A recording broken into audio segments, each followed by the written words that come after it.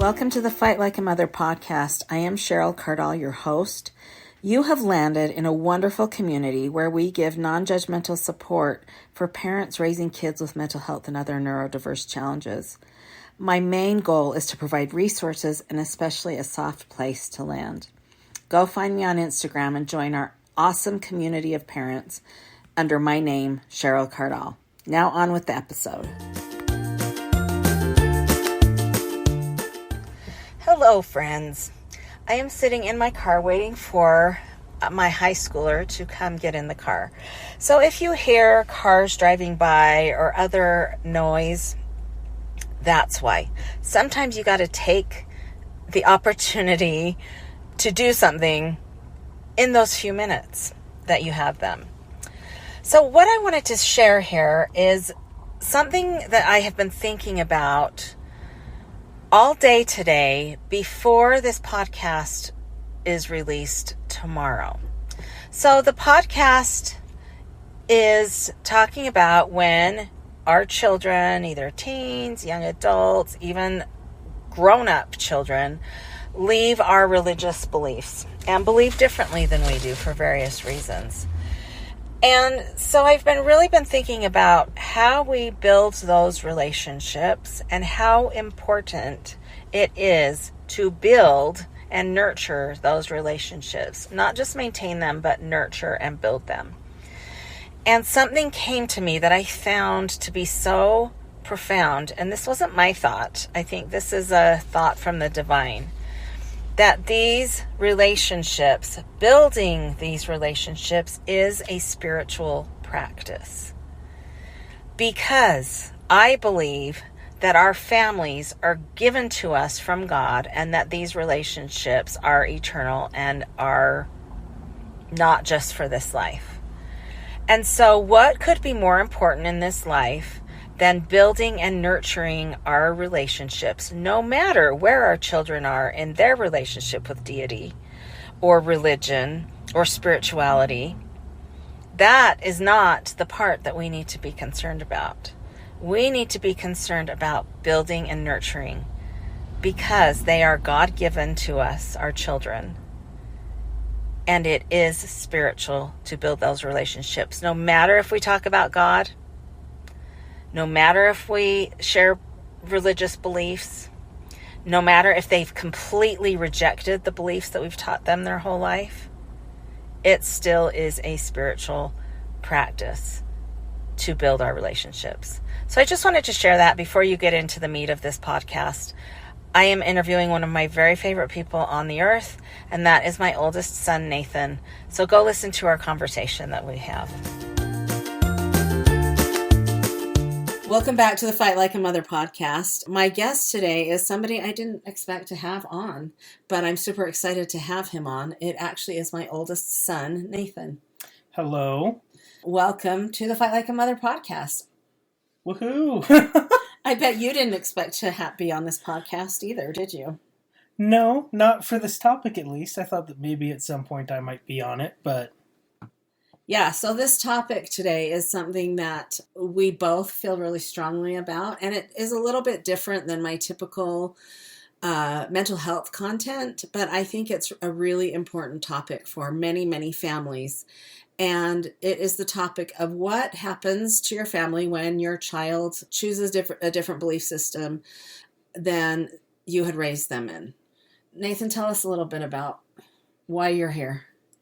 I am here because my mom and dad raised us in a very strong LDS household. I went on a 2-year full-time mission for the church, paid my way to go there. I believed it all, and then about a year ago I stepped away for various reasons that we don't need to get into for this topic. But yeah, so we just wanted to come on and talk about how parents and children can keep that relationship going, because I feel like my parents have done a great job at respecting me, and we still have a great relationship that is not dependent on our belief systems. Yeah, I think that it's a really important topic, and while you may not have the same belief system that we do, we've raised our kids with the beliefs of the LDS Church. I think every family may go through something where their kid does something they didn't think would happen, or chooses a different set of beliefs, whether that's religious or political or anything like that. And so I think that even though we're talking about our religious belief system, this can apply to most families at some point. Nathan, kind of walk us through your thoughts as you were contemplating talking to us about this.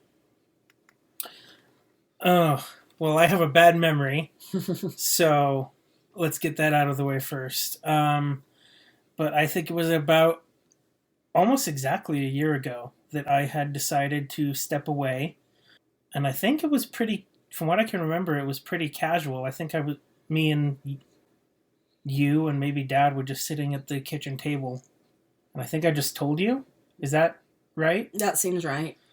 Yeah, I felt comfortable doing that because I had already had a couple of siblings that had stepped away, and my parents had been very respectful and understanding, and so I knew I could tell them, and I knew that my relationship with them was not based solely on what we believed. It was based on our relationship and things that we do together and talks that we have and things like that. So I wasn't really nervous, but I know that lots of people in different situations get really anxious and nervous to talk to their parents about this kind of thing. Well, a lot of people wait for a really long time to talk about their differing beliefs because they aren't sure how their parents will respond, right? Yep. You've had friends and other people that you've known who've had really difficult experiences telling their parents.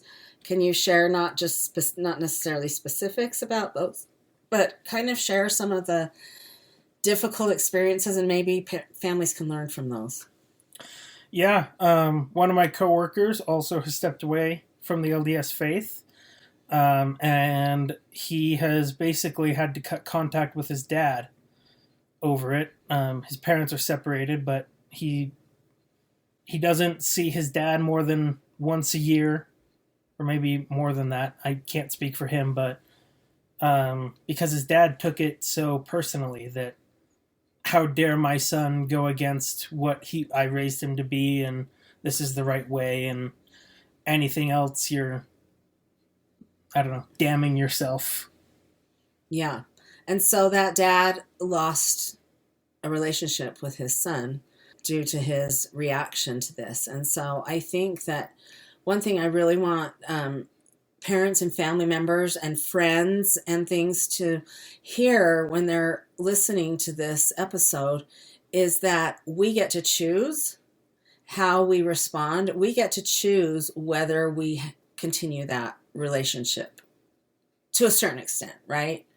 I mean, you don't get to choose whether that child or family member chooses to set boundaries and step away a little bit, but we can always choose our responses to it. And so I know that lots of parents and family members have a lot of fear when it comes to people asserting their differing beliefs. That fear, I think, drives us to do things that aren't necessarily beneficial to relationships. I think I kind of interrupted you, but did you have any other experiences of people that you know or have heard about?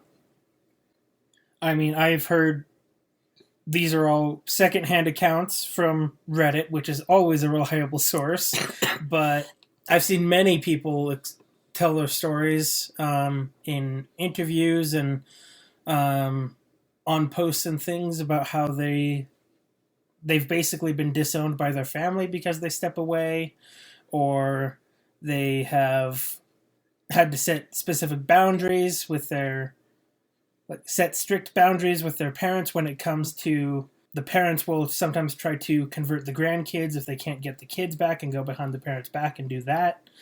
Just all sorts of things that I don't know how to phrase that.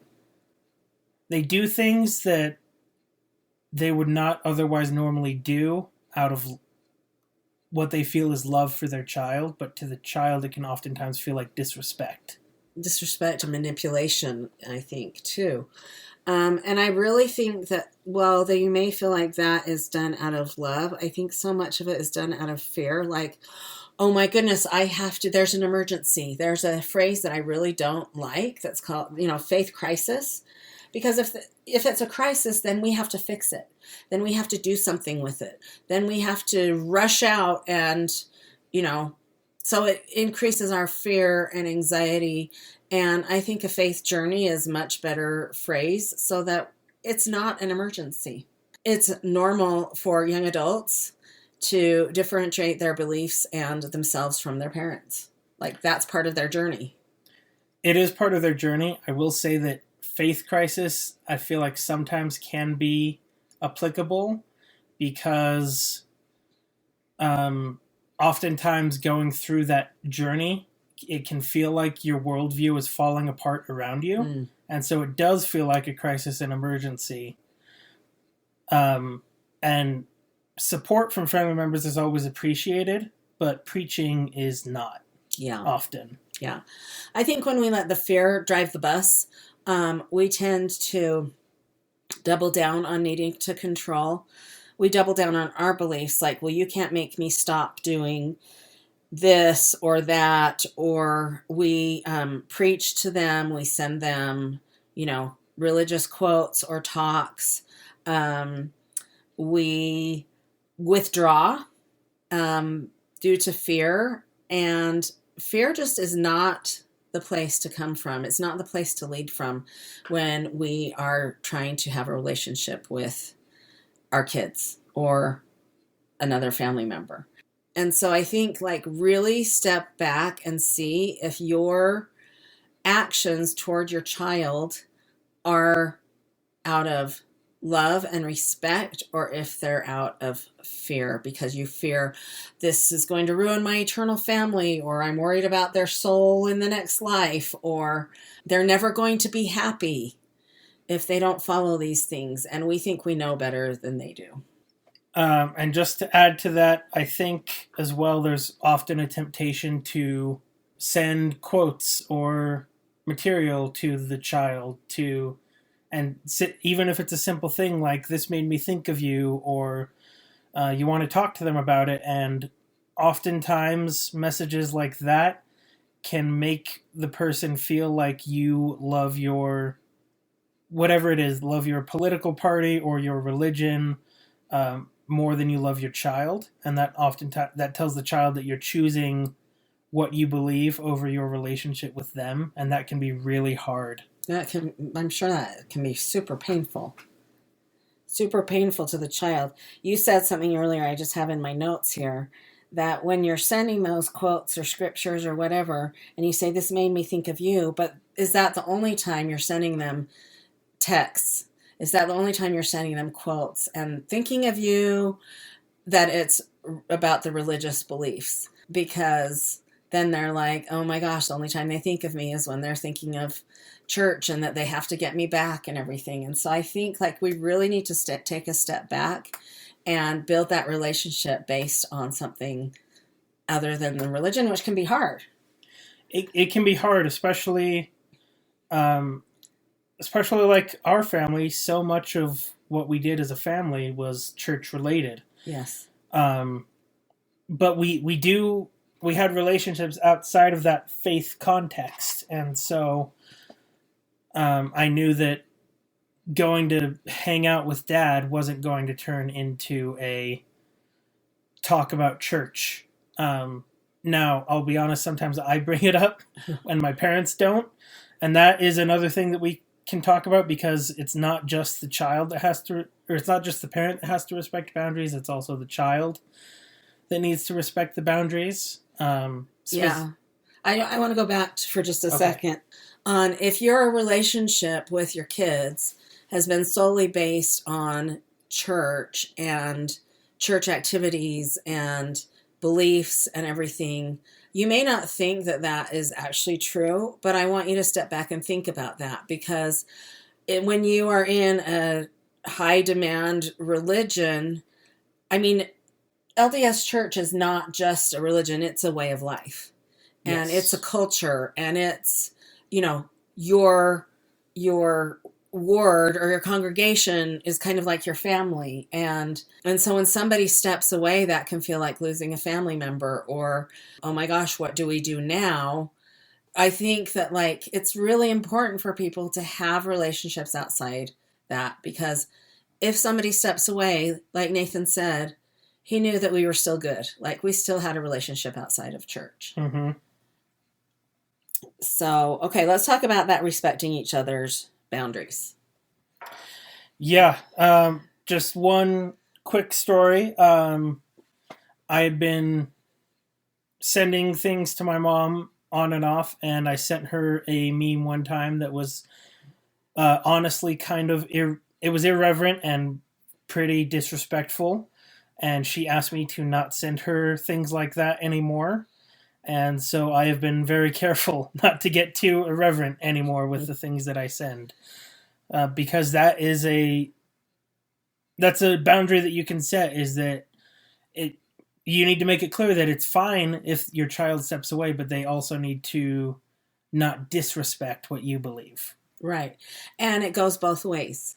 I think that we need to be willing to listen to our child and where they're at. And it may be uncomfortable for you. Nathan does not believe what we believe any longer and is pretty strong in that. And yet we've been able to sit and have conversations with him. And I don't feel threatened by that. And so I think like sometimes we really do need to have those uncomfortable conversations and check ourselves to make sure we're not going to get super defensive. We're not going to preach. I will say, like, your other siblings stepping away and other life experiences that we won't get into really did prepare us for this. And so we have really focused on lots of other things in our family. And so, it didn't feel like a threat to us. Was it hard to hear? Yeah, it was hard to hear. Yep. Here's my return missionary son telling me he's stepping away from the church. And that can be hard to hear. And especially if it's like hits you from out of the blue, and maybe it's the first person in your family that's ever said they don't believe, that can be really hard. And we can also choose how we want to respond. Yeah. So I think that boundaries thing is important, though. So you need to be clear enough. Like I say a lot, clear is kind. Like you can have boundaries, but I also think it's so vital that we listen to each other and are willing to have the hard conversations and are willing to find out where our kids are at. Not so we can preach at them and dispute what they're telling us, but so they feel seen and listened to.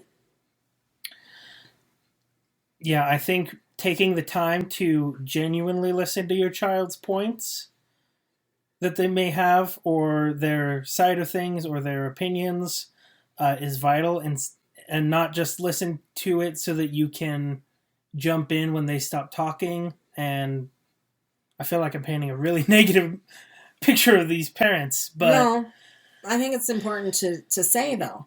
It's important that you not just token listen to your child so that you can counteract their points with what you believe, because and this is specific, I think, mainly to religion, but your child that has stepped away from religion knows what you're going to say because they've been on that side of things, and that's not what they want to hear. They want to be able to express what they think and believe now, and they would like the chance to be listened to. With every issue, it's better to listen to both sides. Agreed. And like I said, it might feel really uncomfortable for you, but listening to understand is very different than listening to defend. I think sometimes we really resist changing some of our habits, beliefs, not beliefs, but activities, etc. We really resist that because we think we're giving up our right to believe, but we are welcome to believe what we want. However, we need to think about, are we pushing our kids away with what we're doing?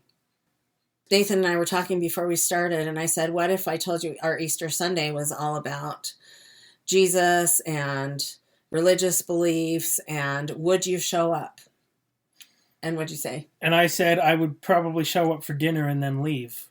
But I know that's not going to happen. I know that mom and dad will have a spiritual thought with the kids that do believe at some point, and that is totally fine, and that's what they want to do, and that's good. But with me and my other two siblings, we're not interested in that, and if that did happen, it would feel like it was being shoved in our faces. Yeah. So we can still do our spiritual practices with our kids that want to participate. Everyone's invited, but we're not going to force it on anyone. And so we will have a little moment with our other kids and talk about Easter and Jesus and resurrection. But when we have the family dinner, it's just about family time and relationship building and connection. Some people may say, oh, you've just given up. No, I like to look at it that we just have given the relationship the most important time. You're doing what Jesus did. You're meeting us where we are. Thanks, Nathan. Yeah, just another example is that before family dinners, parents will call on someone to say a blessing over the food, say grace, and they don't ask me to do that anymore because I don't want to do that anymore. And that may seem like a super small thing, but it's really important to me that happened because it shows that they're respecting what I believe. Yeah. We don't ask 3 of our children to pray because they don't believe and they don't think, but they are respectful that that's something that we still do. And they will sit there respectfully and while we pray. It's not a long thing, but I think that's so important to respect where they're at and that, it's okay. Like, they don't need to pray. Like, it's just, if I asked you to pray, it would just be words for you. Like, you would know what to say. Oh, I would know exactly what to say. I've said thousands of them. Right. But yeah, it would just be words, and it would be awkward. Because I've also heard stories of people that no longer believe getting asked to say a prayer at family gatherings, and they decline, and then it's super awkward for everyone in the room. Yeah. And that just practically, that's a great way to avoid that as well. Yeah. I want to say something. You just said something like, oh, I've said thousands of prayers. I would know exactly what to say. And I want parents to remember, like, you've been teaching these kids your beliefs since they were in the womb, They know what you believe. And you don't need to double down on it because they have left. Like, you still know what our beliefs are. Yeah, I knew the beliefs inside and out. I went for 2 years. I did nothing but teach them to other people, and so I know what the belief system is, and I don't agree with it anymore. And talking to me more about it likely won't have results, except to push you away. Yeah, except negative results. Yeah. It likely won't have positive results. I should phrase it like that. So I think that for some parents, when their kids choose a different path, they make it mean something about them. And they feel like, oh, I wasn't a good enough parent. Like, we didn't read scriptures enough, or we didn't pray enough, or we didn't, all the spiritual practices that we're told to do in our homes. They feel like, well, this is my fault because I wasn't good enough, or it reflects on me poorly, or they get defensive that this is about me because we take our religious beliefs so personally that then we get defensive because we think it means something about us. We get offended, etc. And so I think there's a lot of important internal work to do with us as parents, is to, like, differentiate ourselves from our kids, that really it has nothing to do with us. Yeah. I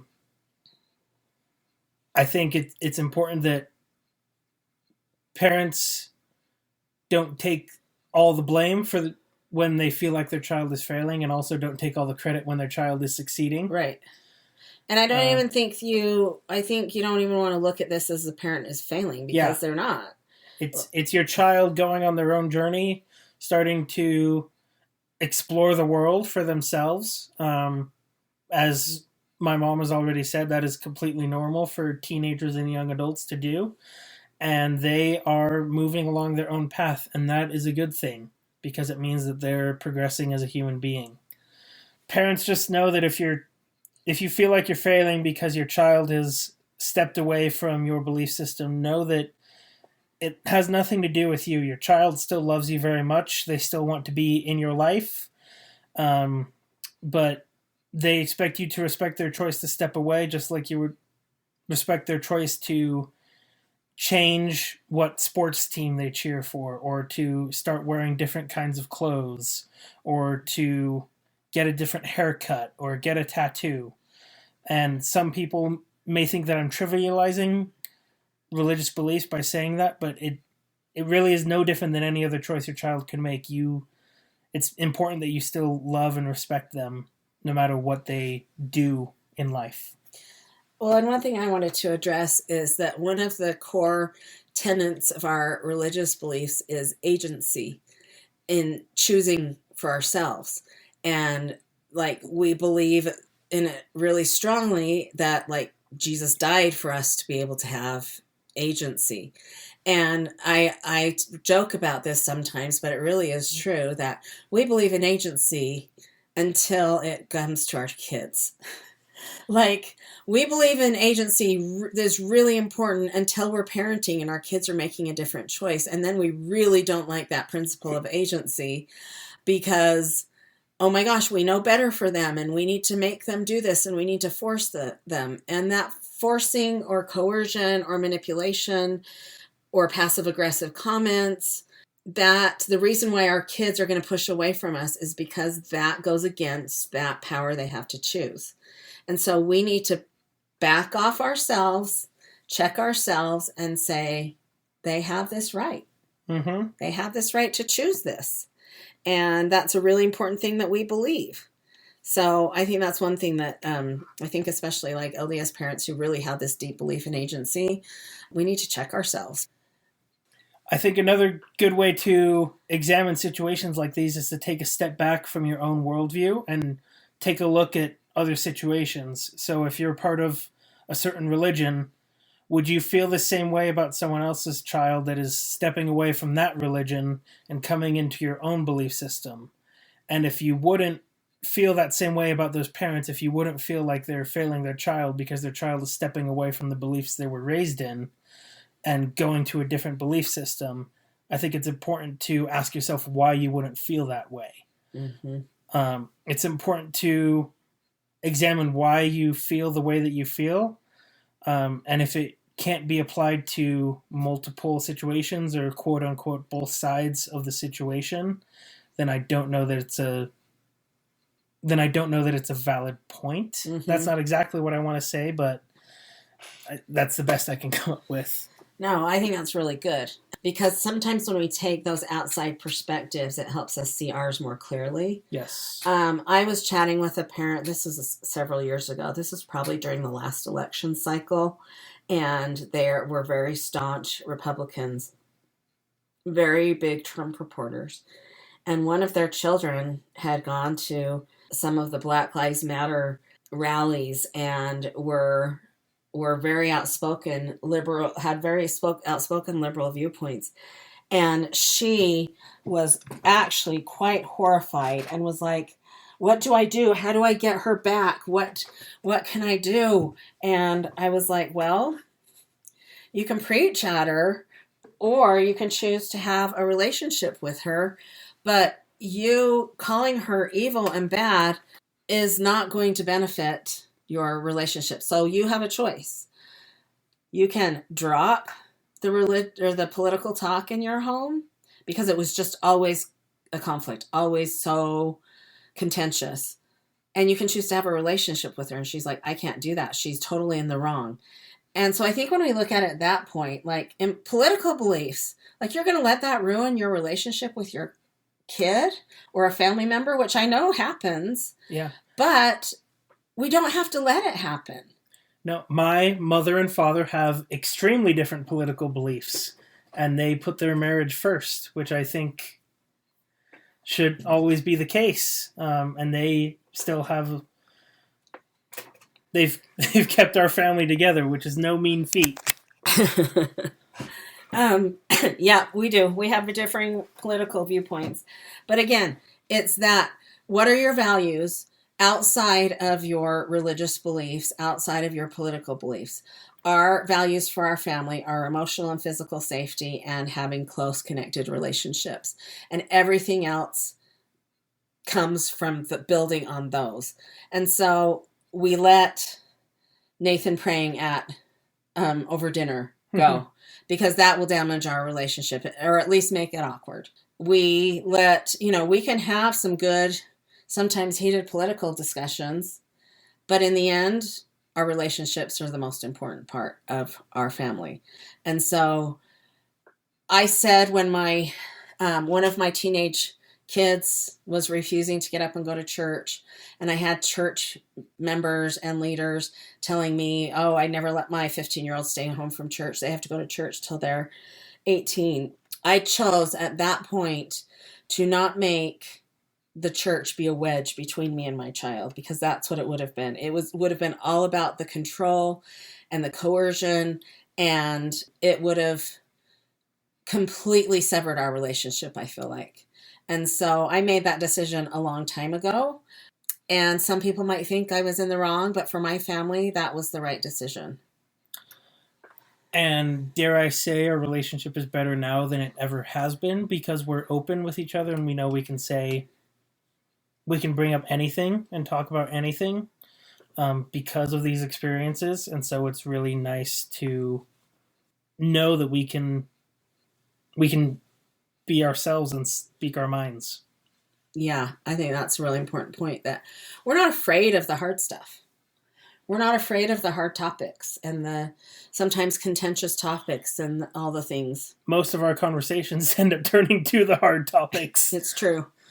It's true. We have some deep, difficult discussions that bring us closer together. And I know, I remember one time somebody saying, conflict is a really great way to actually become closer together. And I didn't believe it at the time. I was like, what in the world? But it's absolutely true. When you do it in a respectful way, it really has the potential to bring you together with each other. One more thing I want to say, and then I'll let Nathan kind of share any other thoughts he has. I also want to tell parents, it is totally okay for you to feel all your feelings. It's totally fine for you to feel sad. It's totally fine for you to grieve the life you thought you'd have. It's totally fine to feel all the things, but I don't think you should process it with your kid. They can feel when you're disappointed. They can feel when you're judging. So find a close friend you can process those feelings with, or a sister, and even better, find a therapist who can help you separate yourself from your child, who can help you challenge those deep-seated beliefs that probably aren't true about your relationship and about your child. My therapist and I have talked about this several times with several different kids, and it's helped me so much to be able to process this in a much healthier way and have a much healthier perspective on it.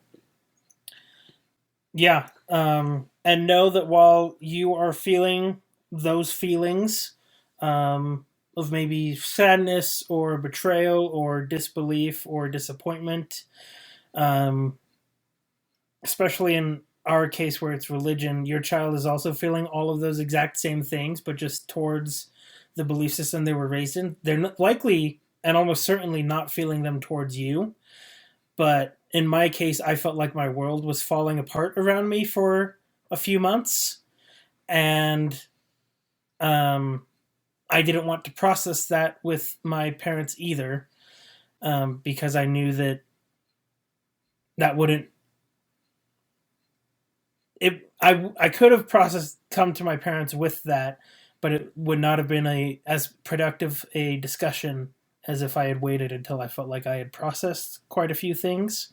Um, so it's important for both parties to be empathetic towards each other and to understand that you may need space for a little bit, and that is also okay if you want to take a break. Mm-hmm. I just don't think that it's ever okay to sever your relationship with your child um, or cut it off because of something like this. Yeah. I believe that our family relationships are eternal and they're not just based on whether our kids believe exactly what we believe. I believe that we're given these kids to raise, and our relationship needs to stay. And those are the most important things we can work on within that family unit that we've been given. Now, Nathan believes differently about family relationships, but for me, that gives me a perspective to, like, yeah, this is not just a temporary relationship that we're just going to throw away. This is, for me, an eternal relationship that I want to have. I want to have Nathan and my other kids who believe differently in my life, like, forever. I'm not just going to discard this. It's too important to me. They are too important to me. Nathan's my oldest. He made me a mom. I can't imagine ever not having him in my life and not having a deeply close relationship with him.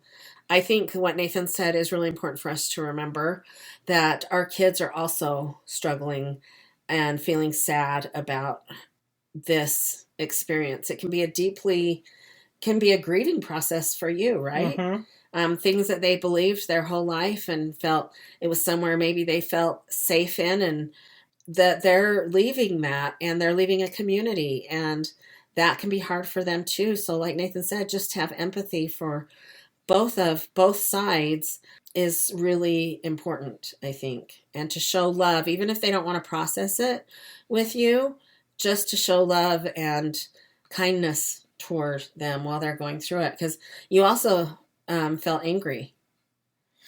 Yeah, and there are still days where I feel angry. Yeah, he sent me something today and he's like, I'm so angry. Yeah, I sent her something because it's a shared common ground on an issue where we kind of agree on it, but I said that it got my blood boiling. And she acknowledged it and validated it, which was great. Um, but yeah, I think it's really important that both sides acknowledge that the other's feelings are valid. Um, and people may think I'm joking, but I'm not. If any parents want to maybe understand what it's like for a child to go through a faith crisis or journey, watch the movie The Truman Show. It is a great window into that mindset and how it can feel. Yeah. He texted me last week and he's like, I just finished the Truman Show and I'm crying. Mm-hmm. Now I need to watch it again to see it from your perspective. Also, I want to say, if any parents are struggling with this, I'm offering coaching on this topic because I think it is something that nearly every family is dealing with or will deal with, whether it's a child or a sibling or somebody close to you. And I feel like, due to life experience and lots of things that I've learned, I feel like I can be a support and help to other parents or family members. Okay, Nathan, do you have any closing thoughts about this? Just that the most important thing, as we've kind of reiterated this whole time, is your relationship with your child, um, or anyone else that in your life that you may come across in a similar situation. The relationship is the most important thing, and I think I almost want to say make everything else secondary to that. There may be some people that disagree with me, but I think it really is. You can choose your belief system or your child a lot of times in these cases, and you can have both, but you need to be very respectful of both sides. Need to be respectful of everything involved. Yeah, I think I just want to end by saying I think that a lot of people will feel if they talk to me or, see how we've changed some of the things that we do in our home or something, that we've given up. That, well, they believe differently, so we're just giving up what some of the practices and things that we have done. But I will tell you, like, we haven't given up. We have gained so much more by focusing on these relationships. And I am so grateful to have had these experiences with our kids, even though, like, it's been painful at times.